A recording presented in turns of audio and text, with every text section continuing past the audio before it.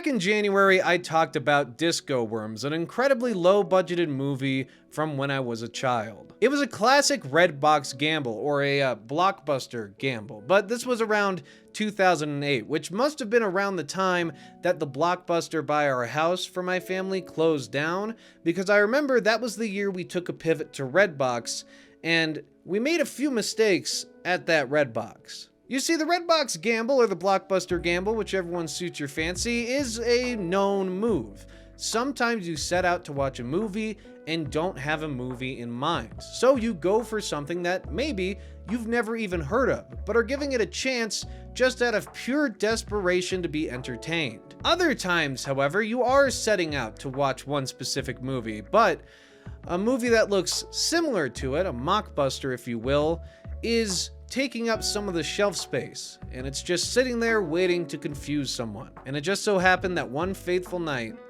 my mother mistakenly rented Plan B, trying to rent Jerry Seinfeld's The Bee Movie.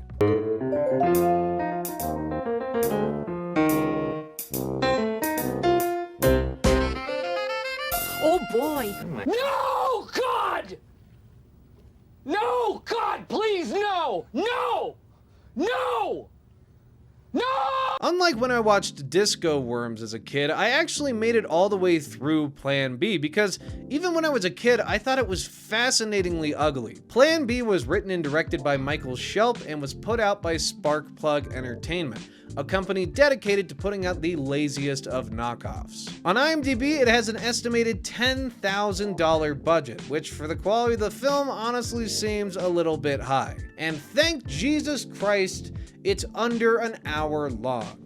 So with that background out of the way, let's get into Plan B. The movie opens with Bing, a bee who leads a team of other bees. And right off the bat, we've got some disgusting visuals and bizarre noises. The bees are slurping and extending these long tongue things out to collect nectar. It's just foul. Say whatever you want about Bee Movie, but that beehive and the way bees do things in that movie is really fun and creative. It's a little stupid at times, sure, but you can't really get that imagery anywhere else. It's whimsical, it's fun, even if it's not masterfully done. This is just disgusting. Even if this is closer to what's in nature, which keep in mind, I'm not exactly a bee expert, contrary to what that Secret Lore episode I did on Bee Movie would say. But chances are, if you're doing a kids movie, unless it's strictly educational, like a Magic School Bus type thing, make it a little bit more whimsical, because I don't want to see this gross shit, alright? Nature is goddamn disgusting. Animals are eating each other, things are getting crushed, there's diseases everywhere, snakes in the grass. It's too much. Bing and his bee friends head back to the hive where an evil queen has been put in charge. Now the movie takes place in Washington, D.C., and it tries to draw a line between the founding of the U.S. and the trials and tribulations of the bee. I mean, why not? The queen only cares about honey and expanding the beehive. And get this, honey seems to be a subtle metaphor for, are you ready for this one? Money. The queen is exploiting Bing and his friends, and she has an evil enforcer bee called Belza, I believe is how you say it, and he's constantly thwarting Bing's attempts to make honey. Now I think his name, and call me crazy, is a play on Beelzebub, which honestly, if it's a play on that, why not just call one of your bees Beelzebub? It's Satan, you know, if you didn't know that, it means Satan. It sounds awesome, it's a bee pun, and they totally missed that opportunity. Bee Movie 2, that's a bee pun I feel like a lot of people missed out on. So the evil queen wants the bees to drill and drain the flowers of all their nectar, and this would destroy the flowers but yield the most honey in the least amount of time. Now it's made very clear that Bing and the other bees don't like this evil queen character, but they never really fight her on anything she's doing, at least not for the first 40 minutes of this almost 50-minute movie.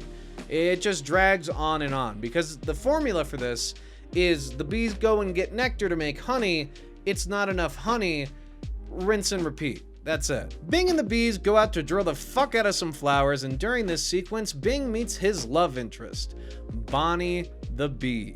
Bonnie explains how what Bing is doing is wrong and how it could have consequences, but Bing is too caught up in the rat race to listen to Bonnie and goes back to work. Or should I say, the bee race? The bee race of, like the rat race of life? The bee race? The bee race? So now we're rinsing, repeating a good couple of times. Bing and his friends go to get nectar, they bring it back, they get nectar, they bring it back. It's really repetitive and really boring. Honestly, makes me long for B-movie a good bit. Now just imagine how I felt as a child having to watch this instead of that. But during this time, Bonnie keeps trying to convince Bing to join her and the old queen who is ousted by the evil queen at their new hive. Especially with the evil queen threatening exile if Bing keeps on failing. But Bing does not want to go with Bonnie and instead keeps on trying to prove himself to the new evil queen, because I guess he's blindly loyal. It's never explained. His character isn't very fleshed out because it's plan B.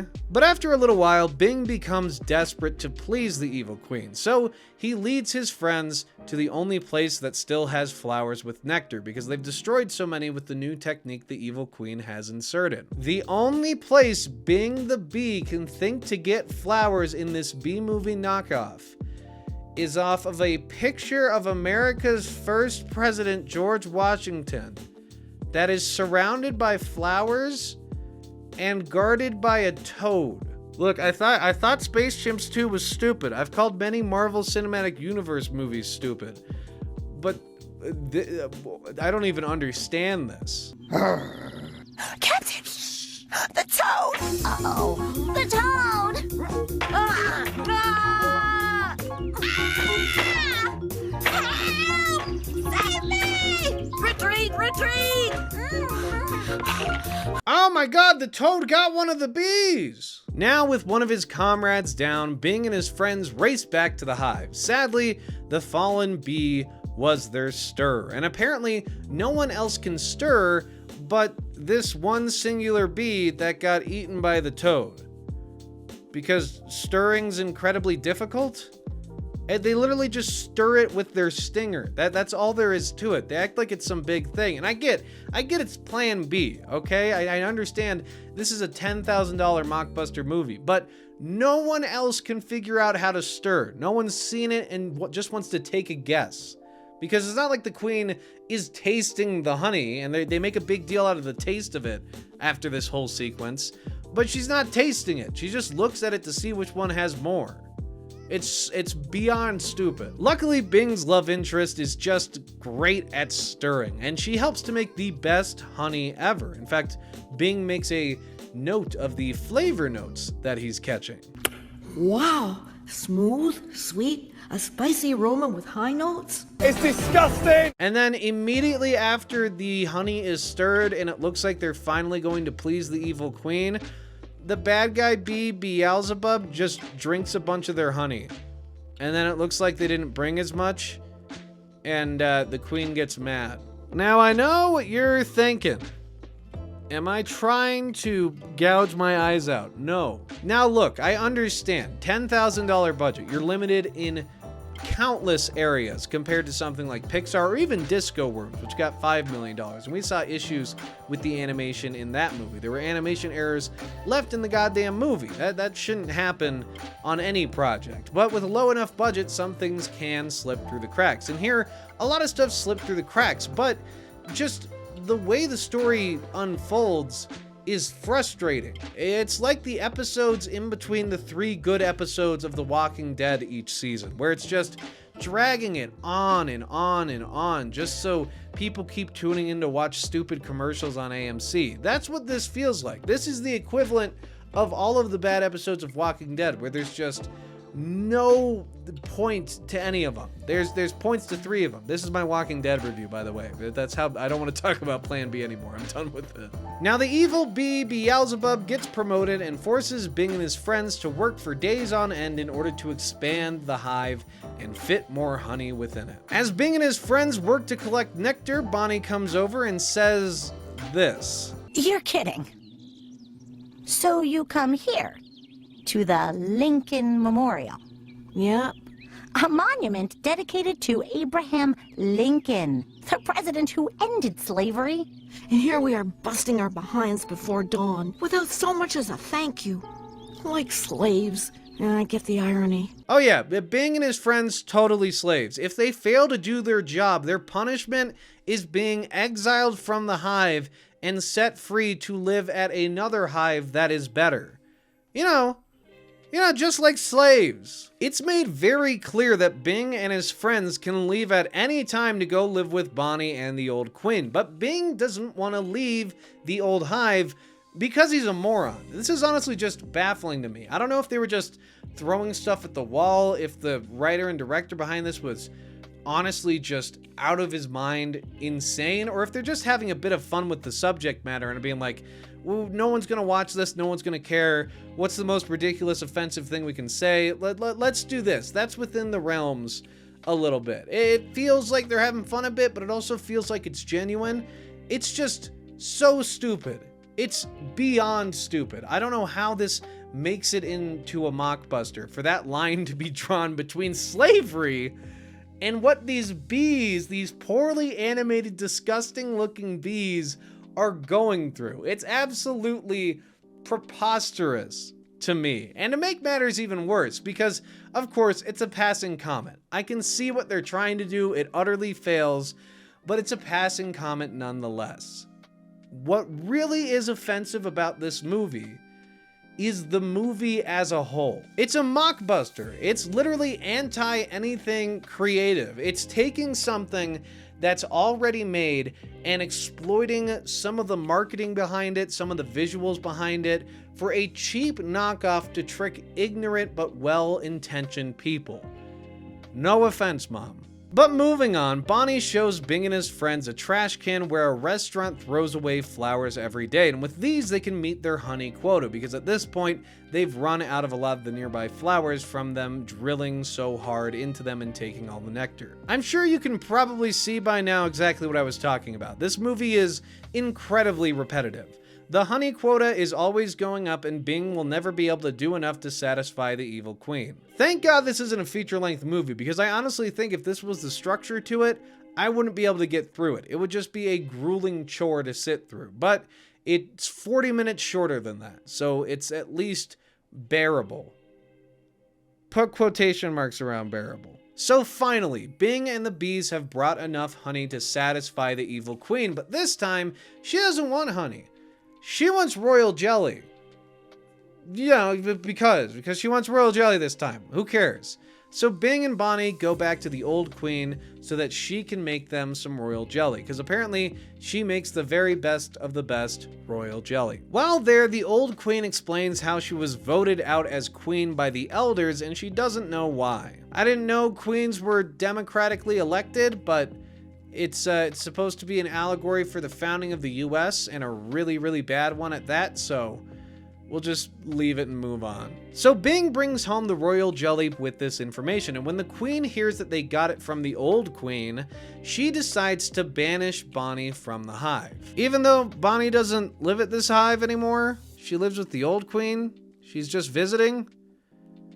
Whatever. Now with Bonnie exiled, Bing and his friends go back to the trash can to get more nectar, and uh-oh, his friends get trapped and are hauled away. So Bing goes back to the hive empty-handed, and I honestly cannot do this next part justice, so just watch this amazing exchange. Your troops are missing, I get it. Now where's the honey? I don't have any and I don't care! What? Your freakish obsession is destroying our hive. We must return to the old ways. There's more to life than honey. Honey. All you care about is honey. It's never enough, is it? Your Majesty cannot indulge impudence. Indeed. Bing, you are banished.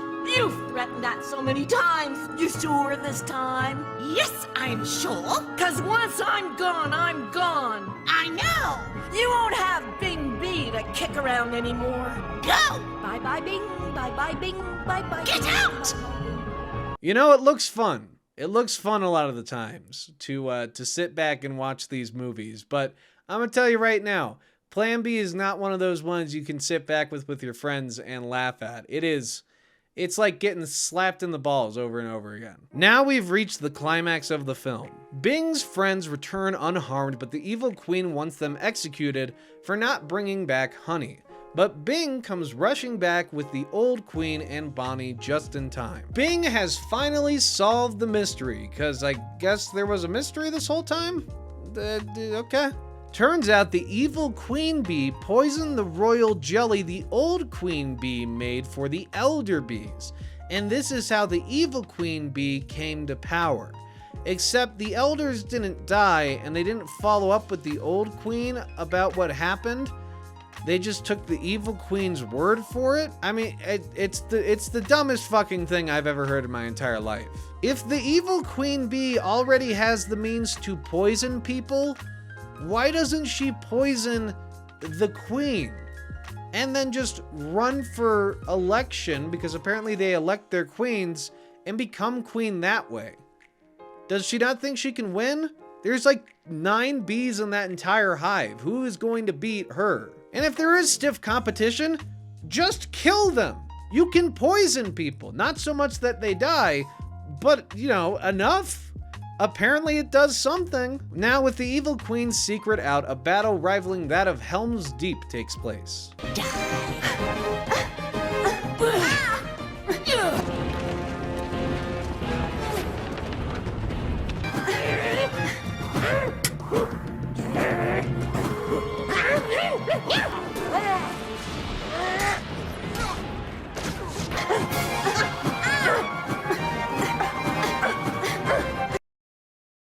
The evil queen is defeated and is chased out of the hive by the toad from earlier, accompanied by the bee that was eaten by the toad. Okay, great. And then the movie's over. Whoa, that was awful. I don't know why I decided to go back to that. I mean, Disco Worms was a fun video to make. I liked going back and talking about Space Chimps 2, doing stuff with the secret lore. This movie is one of the worst things I've seen in my entire life, and I am confident in putting this at the top of the worst things I've ever seen in my entire life list. I mean, how do you compete with this? A movie that's this disjointed, this stupid, this poorly voice acted. It's just horrible across the board. For what Sparkplug Entertainment did to my poor mother, my poor loving mother, I can sincerely say that I hope everyone that worked on this project has either changed their ways or is dead or unemployed. I'll take any of those outcomes, and only those 3 outcomes, for the people that worked on this film.